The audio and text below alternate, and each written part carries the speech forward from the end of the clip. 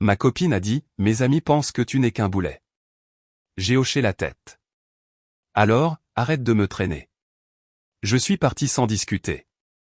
Ce que l'une de ses amies a dit juste après a effacé son sourire instantanément. J'ai 34 ans, nous étions ensemble depuis 2 ans, et je viens d'apprendre que parfois, le moyen le plus rapide de perdre quelqu'un est de le laisser croire qu'il a déjà gagné. Ma copine, Camille, et moi nous sommes rencontrés par une connaissance commune lors d'une soirée de networking à Paris. Elle avait 31 ans, très ambitieuse, cadre commercial à la Défense, toujours entourée d'un cercle très fermé d'amis de son école de commerce. Je suis graphiste et consultant en direction artistique en freelance, ce qui signifie que mes revenus fluctuent, mais je gagne très bien ma vie sur l'année. Certains mois sont incroyables, d'autres sont calmes. C'est la nature du métier. La première année était solide. Nous passions nos week-ends à explorer Paris, à tester de nouveaux restaurants dans le Marais, à voyager dès qu'on pouvait. Ses amis étaient toujours là, ce qui ne me dérangeait pas au début. Au départ, ils étaient bruyants, avaient un avis sur tout et traitaient chaque apéro comme une compétition pour savoir qui avait la meilleure anecdote ou la vie la plus impressionnante. Je n'aimais pas trop cette dynamique, mais je la tolérais parce qu'elle semblait heureuse. Vers la fin de la première année, les choses ont commencé à changer. Ses amis ont commencé à faire des commentaires. De petites piques au début, faciles à ignorer. Ça doit être sympa d'avoir un emploi du temps aussi flexible. J'aimerais pouvoir travailler de chez moi quand je veux. Tu ne portes jamais autre chose que des jeans? Toujours dit avec un rire. Toujours juste assez ambigu pour pouvoir nier si je le relevais. Camille riait avec eux, ajoutant parfois son propre commentaire, il est très détendu par rapport au travail, ce n'est pas vraiment le genre costard-cravate. Ça me dérangeait, mais je me disais que c'était juste sa façon de s'intégrer au groupe. Puis, il y a environ 6 mois, les commentaires sont devenus plus tranchants. L'une de ses amies, Chloé, la meneuse du groupe, a commencé à remettre ouvertement en question ma carrière lors des dîners. Donc, tu es techniquement au chômage entre 2 projets? Ça doit être dur de ne pas avoir de revenus stables, tu ne t'inquiètes pas pour l'avenir? Je répondais poliment, expliquant comment fonctionne le freelance, mentionnant mon carnet de clients et mes projets à venir. Peu importait. Ils avaient déjà décidé que j'étais en dessous d'eux. Camille restait silencieuse lors de ces échanges, ou pire, elle changeait de sujet d'une manière qui ressemblait à un accord tacite.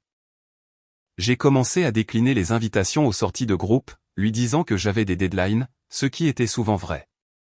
Elle y allait sans moi, rentrait de plus en plus tard, parfois après minuit. Je demandais comment c'était passé. Elle donnait des réponses vagues. C'était bien. Comme d'hab. Tu n'as rien raté. Le mois dernier, tout a explosé. Elle est rentrée de l'anniversaire d'une amie vers 1h du matin. J'étais encore debout à travailler sur un projet client avec une échéance serrée. Elle est entrée, clairement éméchée, et s'est assise lourdement sur le canapé. Il faut qu'on parle. J'ai sauvegardé mon travail et me suis tourné vers elle. D'accord, qu'est-ce qu'il y a? Elle a lâché, mes amis pensent que tu n'es qu'un boulet. J'ai senti un froid glacial s'installer dans ma poitrine. Pardon? Elle a continué, ils pensent que tu me tires vers le bas, que je te soutiens émotionnellement et que tu ne contribues pas équitablement à la relation. Te soutenir comment, exactement? Tu sais ce que je veux dire. C'est moi qui ai le CDI, le job stable. C'est moi qui planifie tout. Toi, tu te contentes d'exister. Je l'ai fixé. Est-ce que c'est ce que tu penses ou ce qu'ils pensent? Est-ce que ça a de l'importance? Ils voient des choses que je ne vois peut-être pas parce que je suis trop proche. Donc, l'opinion de tes amis compte plus que ta propre expérience dans cette relation? Ce n'est pas ce que j'ai dit, mais il marque un point. Tu n'as pas d'ambition comme moi. Tu te contentes de te laisser vivre.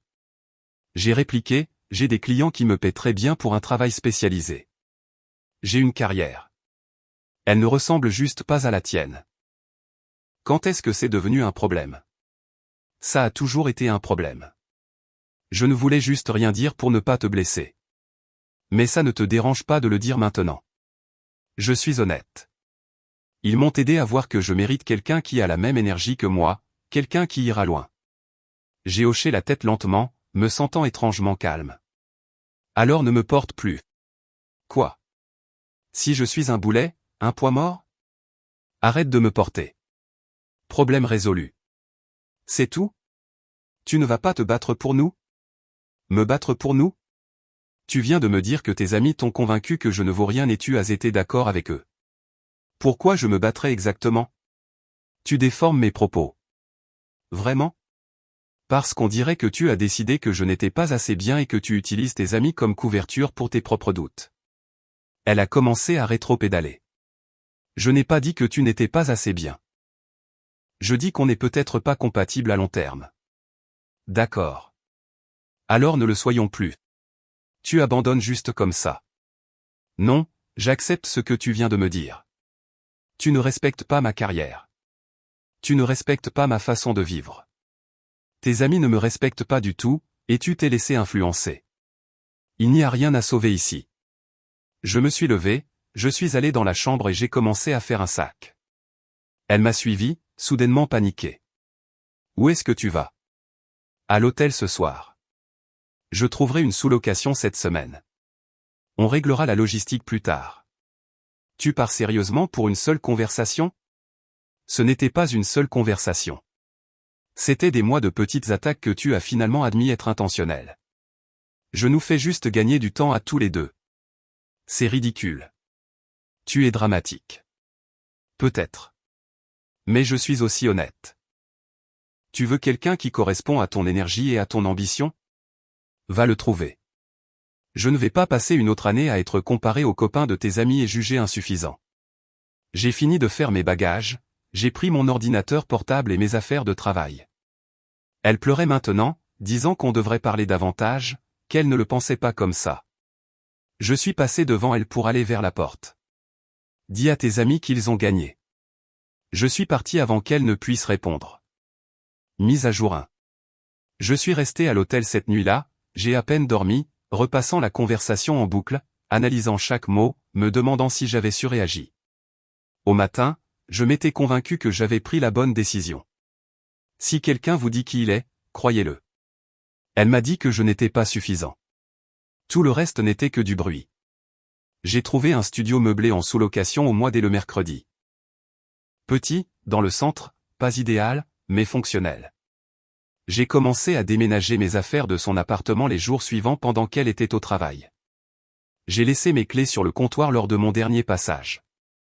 Je lui ai envoyé un SMS pour dire que c'était fait. Elle a appelé immédiatement. On peut se voir s'il te plaît? On doit parler. Je ne suis pas sûr qu'il y ait quoi que ce soit à dire. J'étais saoul. J'étais énervé à cause du boulot. Je me suis défoulé sur toi. Je ne pensais rien de tout ça. Quelle partie tu ne pensais pas? La partie où je suis un boulet? La partie où tes amis pensent que je ne suis pas assez bien? Ou la partie où tu étais d'accord avec eux? Tout. Je ne faisais qu'évacuer 6 mois de frustration et c'est mal sorti. Quoi? Tes amis font des commentaires sur moi depuis 6 mois. Tu as participé à ces commentaires. Ce n'était pas une soirée d'ivresse. C'était un schéma répété. Elle est devenue silencieuse. Alors je sais que je les ai laissés trop m'influencer. Je sais que j'aurais dû te défendre davantage. Je suis désolé. J'apprécie tes excuses. Mais désolé ne change pas le fait que tu les as laissés te convaincre que je suis inadéquat. Que tu crois que je te freine. Je ne crois pas ça. Pas vraiment. Alors pourquoi le dire? Parce qu'ils n'arrêtaient pas de le dire et j'ai commencé à me demander s'ils avaient raison. Mais ils n'ont pas raison. Je sais qu'ils n'ont pas raison. Pendant combien de temps t'es-tu posé la question? Combien de temps m'as-tu comparé à leurs copains en décidant que je n'étais pas à la hauteur? Elle n'a pas répondu. C'est ce que je pensais. J'espère que tu trouveras quelqu'un qui répond à leurs standards. J'ai fini d'essayer. J'ai raccroché. Elle m'a envoyé des SMS les jours suivants. De longs paragraphes expliquant comment elle avait tout gâché, comment elle voulait arranger les choses, comment elle avait parlé à ses amis et posé des limites. Je les ai tous lus, sans répondre. Puis, environ une semaine après mon déménagement, j'ai reçu un message d'un numéro inconnu.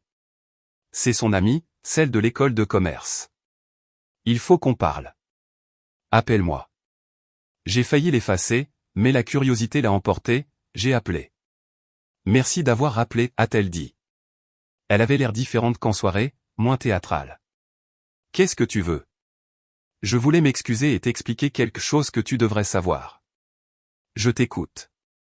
Ce soir-là, après que tu as quitté l'appartement, Camille est revenue à la soirée. Elle nous a raconté ce qui s'était passé. Elle était bouleversée, elle pleurait, disant qu'elle avait tout gâché. Nous étions tous solidaires au début, lui disant que ça irait. Que tu reviendrais. D'accord. Puis l'une des autres filles, Chloé, celle qui a été la plus dure avec toi, a dit quelque chose. Elle a dit, eh bien, maintenant tu peux enfin sortir avec quelqu'un qui vaut ton temps.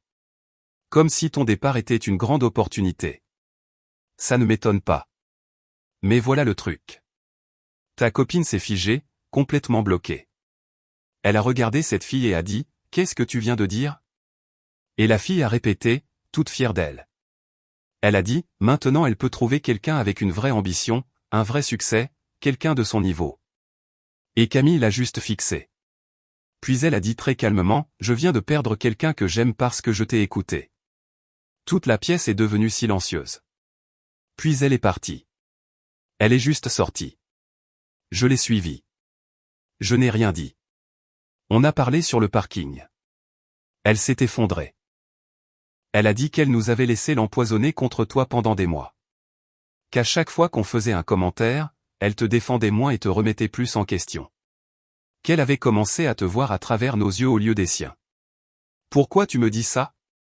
Parce que je fais partie du problème. Nous le sommes tous. On t'a jugé parce que tu n'avais pas le même style de vie carriériste que nous. Pour être satisfait de ton travail, pour ne pas performer l'ambition comme on attend que les hommes le fassent, et on lui a mis la pression jusqu'à ce qu'elle craque. C'est une adulte. Elle a fait ses propres choix. Je sais, je ne l'excuse pas, mais je voulais que tu saches qu'elle le regrette. Vraiment. Et je voulais m'excuser pour ma part là-dedans. Excuse notée. Ça ne change rien. Je sais. Mais pour ce que ça vaut, je t'ai googlisé après tout ça. Ta liste de clients est impressionnante. Ton portfolio est incroyable. Tu n'es pas du tout un boulet. Tu es juste non conventionnel. Et nous ne pouvions pas voir au-delà de notre propre définition étroite du succès. Merci, j'imagine. Elle te manque. Elle est malheureuse. Elle n'arrête pas de dire qu'elle a merdé. Ce n'est plus mon problème. C'est juste. Je pensais juste que tu devrais connaître tout le contexte. Elle a raccroché. Je suis resté assis avec cette information un moment. Je me suis senti à la fois justifié et triste. Mise à jour 2. Au cours des semaines suivantes, je me suis concentré sur le travail. J'ai décroché 2 nouveaux gros clients. Un seul projet valait plus que 3 mois de mon revenu habituel. C'est drôle comme ça arrive pile quand j'ai eu l'espace mental et le temps de poursuivre de plus grandes opportunités. Mon ex a continué d'essayer de me contacter. Des SMS, des appels, elle s'est même pointée dans un café où elle savait que j'avais mes habitudes. Je l'ai vue à travers la vitrine, j'ai fait semblant de ne pas la voir et je suis allé ailleurs. Enfantin peut-être, mais je n'étais pas prêt à parler. Puis, environ un mois après notre rupture, j'ai été invité à intervenir lors d'une table ronde à une conférence de design. Un petit événement, mais très réputé dans le milieu. J'ai failli refuser, mais mon mentor m'a convaincu que ce serait une bonne visibilité. La table ronde s'est bien passée. Après, je faisais du networking, échangeant des contacts avec des clients potentiels. C'est là que je l'ai vue. Elle était là avec son entreprise. Ils avaient sponsorisé l'un des stands. Nos regards se sont croisés à travers la salle. Elle a commencé à marcher vers moi. J'ai envisagé de partir, mais ça semblait lâche, alors j'ai attendu. Salut. Salut. Je ne savais pas que tu serais là. Tu as été super sur le panel. Merci. Silence gêné. Elle avait l'air fatiguée, plus mince que dans mes souvenirs. Comment tu vas, a-t-elle demandé. Occupée. J'ai de bons projets en cours. C'est génial. Je suis contente. Plus de silence. Les gens s'agitaient autour de nous, le brouhaha de la conférence comblant les vides de notre conversation. Je voulais te parler, a-t-elle dit. Je sais. J'ai évité ça. Oui, j'ai remarqué. Écoute, on peut prendre un café ou quelque chose dans un endroit calme. J'ai pensé à dire non, à m'éloigner et à garder la rupture nette, mais j'étais curieux et peut-être que j'espérais encore quelque chose, même si je ne voulais pas l'admettre. D'accord, il y a un endroit en face. Nous avons quitté la conférence, marché jusqu'à un café calme, commandé des boissons dont nous n'avions pas vraiment envie, assis l'un en face de l'autre dans un coin. Je suis désolé, a-t-elle commencé. Je l'ai déjà dit, mais je dois le redire. J'avais tort sur tout. Sur la façon dont je t'ai traité, sur le fait d'écouter mes amis, sur le fait de ne pas voir ta valeur. D'accord. C'est tout ce que tu as à dire? Qu'est-ce que tu veux que je dise? Que c'est bon? Ce n'est pas bon. Tu m'as dit que j'étais un boulet. Tu as laissé tes amis me démolir pendant des mois. Tu m'as fait sentir que je n'étais pas assez. Je sais. Et je me déteste pour ça.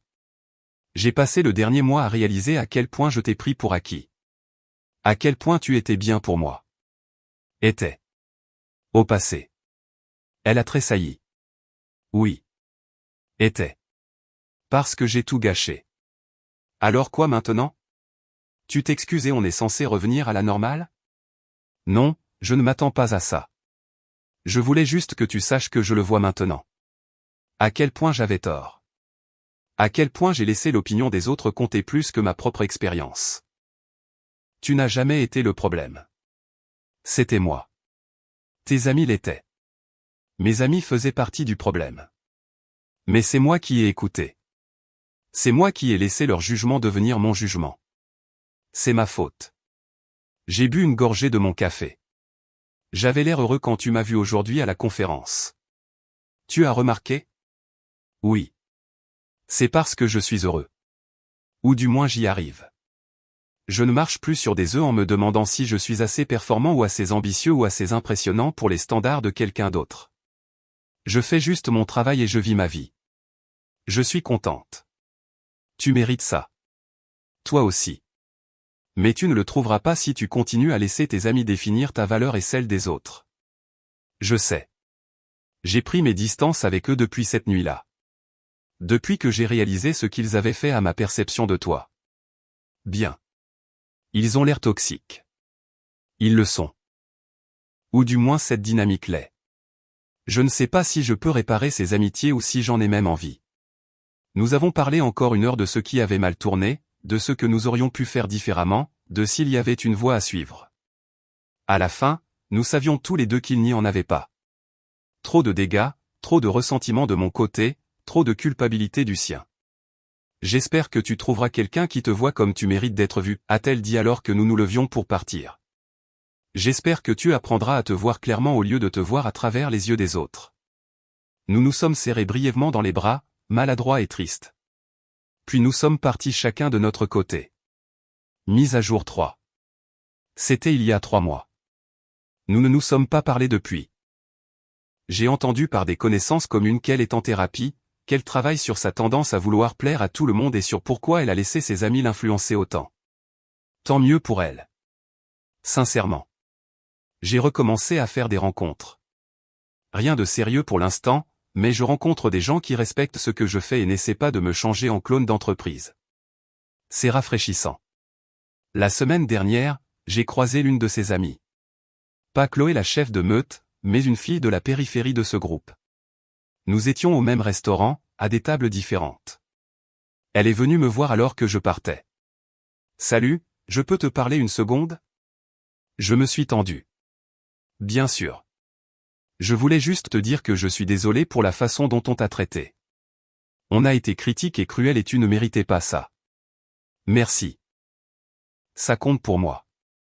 Je ne suis plus ami avec la plupart d'entre eux, y compris la fille principale qui était si dure avec toi. Il s'avère qu'elle est comme ça avec tout et tout le monde. Une fois que ton ex a arrêté de venir, elle a trouvé de nouvelles têtes de Turcs. Ça a l'air épuisant. Ça l'était. Ça ne me manque pas. Bref, je t'ai vu et je voulais crever l'abcès. Tu as l'air d'aller bien. C'est le cas, enfin. Bien. Tu l'as mérité. Elle est partie. Je suis resté assis dans ma voiture un moment, traitant cette interaction. J'ai eu l'impression qu'un chapitre se fermait vraiment. Mise à jour 4. Cela fait maintenant 6 mois que j'ai quitté cet appartement. Mon activité de freelance est florissante. J'ai embauché une assistante pour m'aider avec l'administratif, j'ai augmenté mes tarifs, j'ai commencé à être plus sélectif avec les clients, toutes ces choses que j'étais trop peu sûr de moi pour faire avant, inquiet de paraître sans succès ou instable. Il s'avère que lorsque vous ne défendez pas constamment vos choix de carrière devant des gens qui ne les comprennent pas, vous avez plus d'énergie pour exceller réellement dans votre carrière. J'ai entendu dire que mon ex a été promue au travail. Tant mieux pour elle. J'ai aussi entendu qu'elle sort avec quelqu'un de nouveau, quelqu'un de sa boîte. Le même niveau de structure d'entreprise qu'elle désirait. Je n'ai rien ressenti en entendant ça. Pas de jalousie, pas de regret, juste une légère reconnaissance que nous avançons tous les deux séparément. Une chose que j'ai réalisée au cours de ces derniers mois, c'est que cette relation mourait bien avant le commentaire sur le haut boulet. Elle mourait chaque fois qu'elle riait aux blagues de ses amis à mes dépens. Chaque fois qu'elle comparait mon emploi du temps flexible au sien, rigide, et trouvait le mien insuffisant. Chaque fois qu'elle me présentait à des gens et que je pouvais entendre l'excuse dans son ton. Le commentaire n'était que le moment où j'ai enfin entendu ce qui se disait en silence depuis 1 an. Je sors avec quelqu'un maintenant. Depuis 2 mois. Elle est photographe, donc elle comprend le style de vie freelance. Elle comprend le cycle des vaches grasses et des vaches maigres. Elle comprend la liberté, le stress et la satisfaction de construire quelque chose soi-même. Nous nous sommes rencontrés lors d'un vernissage, liés par notre compréhension commune du travail créatif. La semaine dernière, elle a rencontré certains de mes amis. Après, l'un d'eux m'a pris à part et a dit « Elle est vraiment à fond sur toi. » Jean, ses yeux brillent quand elle parle de ton travail. C'était une observation si simple, mais ça m'a frappé. Parce que mon ex n'avait jamais les yeux qui brillaient en parlant de mon travail. Elle le tolérait, l'expliquait, l'excusait, mais ne le célébrait jamais. C'est la différence. C'est ce qui me manquait sans que je le sache. Mise à jour 5. Cela fait 9 mois maintenant, presque assez longtemps pour que la relation avec mon ex ressemble à l'histoire de quelqu'un d'autre. J'ai déménagé dans un meilleur appartement, un 2 pièces avec de l'espace. Mon assistante est devenue mon associée, et nous cherchons des bureaux. Le travail est stable et épanouissant. Le mois dernier, j'ai reçu un email de mon ex. Objet, pas de réponse nécessaire. J'avais juste besoin de dire ça. L'email était long. Elle avait apparemment travaillé avec un thérapeute pour comprendre ses schémas. Comment elle cherchait la validation de ses amis depuis l'école. Comment elle n'avait jamais développé un sens fort de soi séparé du groupe. Comment elle avait projeté ses propres insécurités sur le succès sur moi. Elle s'est excusée à nouveau. Elle a dit qu'elle avait beaucoup appris sur elle-même et qu'elle n'aimait pas tout ce qu'elle avait trouvé. Elle a dit qu'elle espérait que j'allais bien et qu'elle pensait parfois à notre relation comme à une leçon sur le fait de perdre de vue ce qui compte. Le dernier paragraphe m'a marqué, tu avais raison ce soir-là quand tu as dit que je voulais quelqu'un qui correspondait à mon énergie. C'était vrai. Mais j'avais défini l'énergie comme une ambition qui ressemblait à la mienne, un succès qui ressemblait au mien. Je ne pouvais pas voir que tu avais toutes ces choses, juste sous une forme différente. Tu me correspondais mieux que quiconque avant ou depuis. J'étais juste trop influencé par des gens qui ne comptaient pas pour le voir. Je l'ai lu 2 fois. Je me suis senti triste pour elle plus qu'en colère. Elle avait perdu quelque chose de réel parce qu'elle ne pouvait pas faire confiance à son propre jugement. C'est une dure leçon. Je n'ai pas répondu à l'email comme elle l'avait demandé. Mais j'y ai pensé, à quel point il est facile de se perdre dans l'opinion des autres. À quel point la pression sociale peut être insidieuse. À quel point il faut du courage pour faire confiance à sa propre expérience plutôt qu'au consensus de la foule. Mise à jour finale. Cela fait 1 an maintenant. Je ne pense presque plus à elle, sauf quand quelque chose me le rappelle, comme écrire ceci. La relation est devenue une donnée dans mon histoire, pas une plaie ouverte. Je suis toujours avec la photographe. Nous avons emménagé ensemble le mois dernier. C'est facile d'une manière que ma relation précédente ne l'a jamais été. Nous respectons le travail de l'autre. Nous soutenons les objectifs de l'autre. Nous ne laissons pas les voix extérieures dicter notre réalité interne. Ses amis m'aiment bien, mes amis l'aiment bien, mais plus important encore, nous nous aimons indépendamment de l'approbation de quiconque. J'ai croisé mon ex une dernière fois lors d'un événement professionnel dans le centre. Nous étions tous les deux là pour le réseautage. On s'est vu à travers la salle. Elle a fait un signe de la main. J'ai répondu. C'était tout. Pas de longue conversation, pas de ressassement du passé. Juste deux personnes qui se connaissaient autrefois, reconnaissant leur présence et passant à autre chose. Je pense que c'est la meilleure fin possible. Pas dramatique, pas amère, juste fini. Ce qui me frappe encore parfois à propos du commentaire sur le Boulet, c'est l'efficacité avec laquelle il a tout tranché. Des années de relations réduites à un mot qui exposait un manque fondamental de respect. D'une certaine manière, je suis reconnaissant qu'elle l'ait dit. Ça m'a évité de perdre plus de temps dans une relation qui était déjà morte. Elle voulait quelqu'un qui corresponde à son énergie. Je voulais quelqu'un qui respecte la mienne. Nous avons tous les deux cela maintenant, juste pas l'un avec l'autre. Les amis qui l'ont convaincu que j'étais inadéquat. J'ai entendu dire que ce groupe a implosé. Trop de toxicité, trop de compétition, trop de jugement. Ils se sont éparpillés vers de nouveaux groupes d'amis, de nouvelles villes, de nouvelles vies. La meneuse, Chloé, a apparemment la réputation maintenant d'être quelqu'un avec qui il est difficile de maintenir une amitié. Karma ou juste conséquence, selon comment on voit les choses. Je pense à cette nuit-là parfois, debout dans la chambre en train de faire mon sac pendant qu'elle pleurait et demandait pourquoi je ne me battais pas pour nous. La vérité, c'est que je me battais pour moi. Je me battais pour mon droit d'être suffisant tel que j'étais, je me battais pour ma dignité. Je me battais pour un avenir où je n'aurais pas à prouver constamment ma valeur à quelqu'un qui avait déjà décidé que je n'en avais pas. Alors arrête de me porter a été la meilleure chose que j'ai jamais dite dans cette relation. Ça lui a enlevé le pouvoir ainsi qu'à ses amis, et ça me l'a rendu. Ça m'a permis de partir la tête haute au lieu de supplier d'être vu différemment. L'une de ses amies disant « Maintenant tu peux enfin sortir avec quelqu'un qui vaut ton temps » juste après mon départ était parfait. Ça m'a montré exactement de quel genre de personne elle prenait conseil, dans quel genre d'environnement toxique elle baignait. Parfois, les gens ont besoin de ce moment de clarté brutale pour voir ce qui était évident pour tout le monde. J'espère qu'elle est heureuse maintenant. J'espère qu'elle a appris à se faire confiance.